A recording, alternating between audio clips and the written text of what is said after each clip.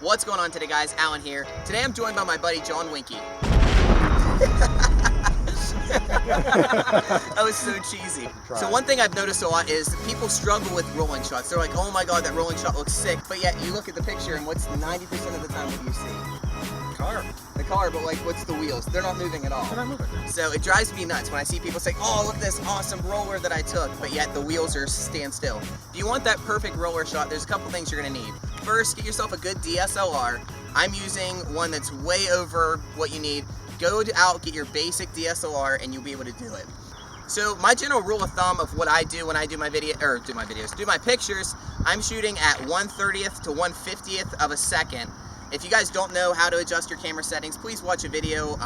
I know Frono's Photo does great jobs on showing how to do the actual adjust your shutter speed, do your manual focusing, all that kind of stuff. So go check that out. Maybe I'll link it down here. We'll see whenever. If it's down there, it's down there. If not, learn. There's a YouTube video out for it. But basically, adjusting it, make sure your ISO is the lowest you can set your ISO, and from there, I kind of keep my f-stop right around maybe f9, f12, somewhere in that area. I try not to go much above there or much. Alright, so since I'm using my camera to shoot this video, I don't actually have my camera to show you how I shoot the car. So we're using a GoPro instead. So first things first is go ahead and take a test photo. You're going to get where you're going to be taking the shot at. We're on a closed road, so I definitely recommend get on some type of closed road. We're using the one that we shot the drag racing video. If you have not seen that video, please check it above. I think it turned out really good, so go check that out. So we're using a closed road where there's no pedestrians, there's no other cars, and we're pretty much safe from the elements. Next thing about rolling shots, you don't have to be going super fast to take a rolling shot. You see people out on the highway taking rolling shots. One, super dangerous. I have taken a rolling shot on the highway more times than I have just on a back road like this. But it's way better to get on a back road like this. You don't have to worry about any other pedestrians or anything, and you can go a lot slower speed. Next thing, you can see something I don't have on me right now is some type of strap to hold on to my camera. Make sure you have some type of strap there, whether it's just an arm strap or if you're using the strap that came with your camera, wrap it around your hand, do something of that sort to get your actual shot. That way, if you actually drop your camera, you have less of a chance of it actually hitting the ground and just breaking and going down the road, someone else running over it. Therefore, you have some type of grasp on the camera itself, and you don't have to worry about it falling and breaking. Next thing, you can kind of see the spacing that's between me and John. You want to be kind of about this close, I would say. This is where I shoot most of my rollers. If not, kind of over a lane, and then kind of here. Since we're shooting on just a 2-lane road, this is kind of where I would shoot a rolling shot. And shooting between a 12 and 24 millimeter is what I'm using. So somewhere in that area is going to give you your best shot. As I said, you're going to be shooting at the highest ISO that your camera can, the lowest ISO that your camera can. So I'm shooting at ISO 100. At my f-stop's about an f9, and then I'm also shooting with 1/30th to 1/50th per second, depending on how everything works out. Next thing, when you take your photo, take your first test shot, make sure your exposure is good, make sure everything looks good. Then from there, you're going to be going down and getting as low as you can when you do your shot. As I said, this is where your camera strap's going to come into play, and you won't have to worry about dropping your camera if you accidentally hit a bump or something of that sort. So get as low as you can, and then from there, you're just going to be blind shooting. Race car. So you're going to be getting as low as you can, and from there just continuously shooting as much as you can, because you'll notice when you're shooting at this slow of a rate that some of your shots are going to be blurry. When you do that, don't settle for just taking one shot. Okay, I got it, I think I got it. Because once you get in your post editor, whether you're using Lightroom, Photoshop, or any other post editing software, you're going to notice some of your pictures aren't as sharp as the other ones. You want to settle for nothing better with rolling shots. You want the background slightly blurred, you want the wheels to be spinning, and you want the camera or the car itself to be in perfect focus. So don't settle for anything less than that. As I said, we're just going to be getting as low as we can and shooting continuously. So we'll try and get a little bit of footage of that while we're doing this. I'm going to have John drive his car, I'm going to have Nick driving my car, and we're going to kind of take some shots for you, and you can kind of see what I come up with. Alright guys, so like I said, get yourself a nice straight line road where you guys can do it. You want to be kind of matched at the same speed. We're going to kind of shoot about 20 to 25 miles per hour and go straight at the same speed.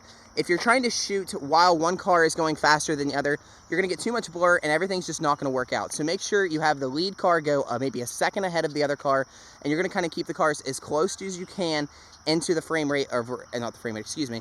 You're gonna keep them as close to the actual shot that you want. So how I had the picture there, kind of is the area I'm gonna be shooting, somewhere between a 12 and 24 millimeter. We'll be testing that as we go. I'll make sure when I'm editing the photo that I show you all the things that are, all the details of the photo, so you guys can check it out. So if you guys are ready, we'll go ahead and get ready. We'll just get the GoPro set up so you guys can see a little bit of video of it happening, and then from there we'll just go. So Nick's gonna be driving my car, taking us along for the ride. Another thing that's really nice about shooting in a location like this is you don't have a whole lot of props going on in your background.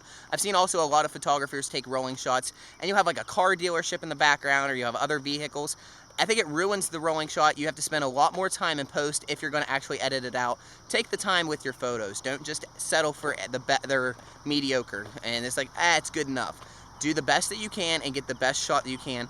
Make sure you're on a deserted area. Where the fuck did this car come from? No, seriously. Were they down there earlier? Yeah, there's two trucks parked like in the corner, but it was funny because you were saying, oh, make sure there's nobody there. Yeah, make sure nobody's around. Like, as I didn't know, there was nobody around. We were just getting ready to shoot. Car down there, been bad luck to see us like kind of run into them while we're taking the shot, because I'm not paying attention.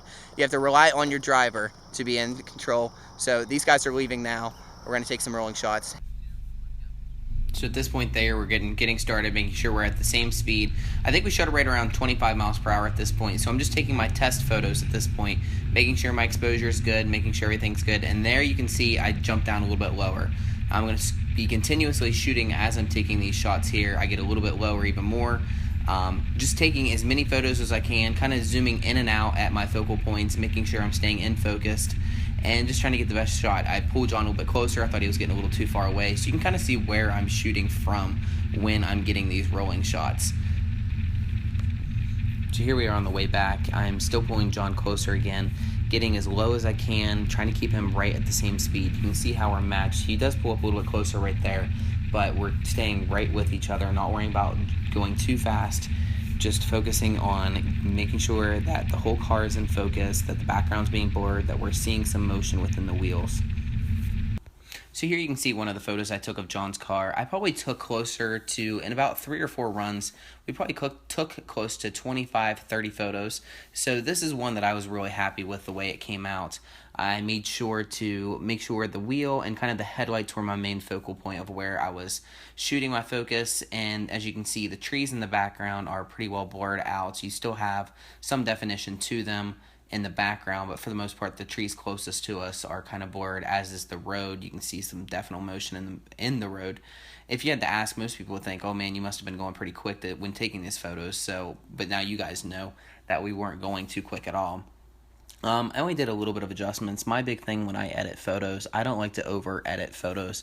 I don't like to over clarify it. You see a bunch of people that clarify photos way too much.